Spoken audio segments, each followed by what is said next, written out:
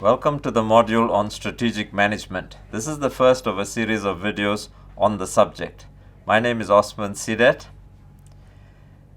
The key to understanding the content of this module is to thoroughly read the various chapters and see the links between them.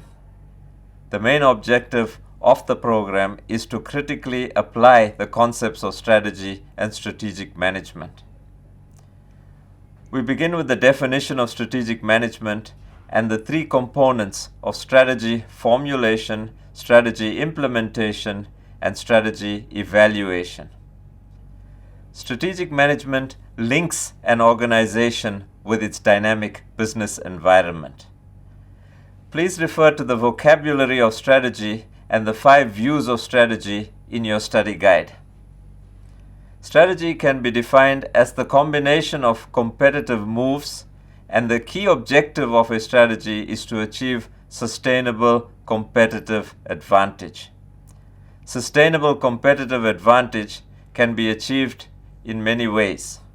Firstly, striving to be a low-cost provider, or what we might call cost leadership. Secondly, outcompeting rivals on differentiating features, referred to as differentiation. Thirdly, focusing on narrower markets or niches, a focus strategy. And finally, developing competencies that are not easily imitated by rival organizations.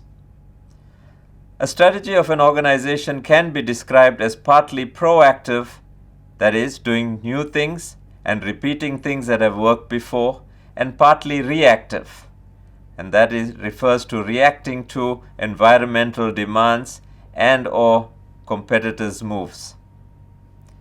A strategy is formulated after a thorough consideration of the business environment, which includes the external and internal factors. This is often referred to as a SWOT analysis, a consideration of the organizational strengths and weaknesses, both internal and then the opportunities and threats in the external environment. The strategic management process consists of 5 phases. However, the process is preceded by strategic intent, which is what an organization plans for. An organization exhibits strategic intent when it relentlessly pursues ambitious strategic objectives. The vision and mission statement represent the overriding purpose of the organization. The strategic objectives translate this vision into concrete, attainable targets. Strategy formulation then answers the question, how can these objectives be attained? A number of options may be identified here, and the information and intuition are utilized to evaluate these options and agree on a strategy. Strategy formulation is followed by strategy implementation. And this implementation or execution is probably the most difficult phase in the strategic management process. Strategy execution is an action-oriented activity. Resources, human, physical, and financial, must be activated in order to implement a plan to achieve the targeted objectives. In essence, strategy execution relates to effective management of the organization. The differences between strategy formulation and strategy implementation are described in your study guide.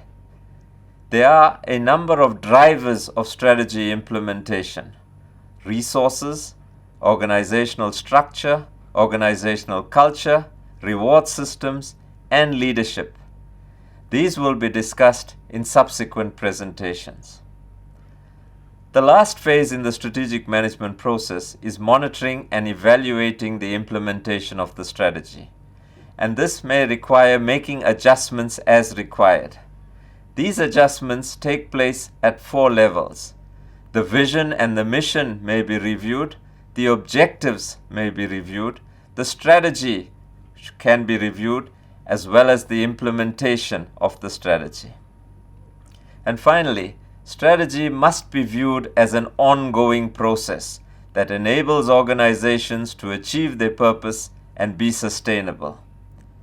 In subsequent presentations, we will be discussing the assessment project and the sections on organization environment, analysis, formulating strategy, strategy implementation and control, and strategy evaluation.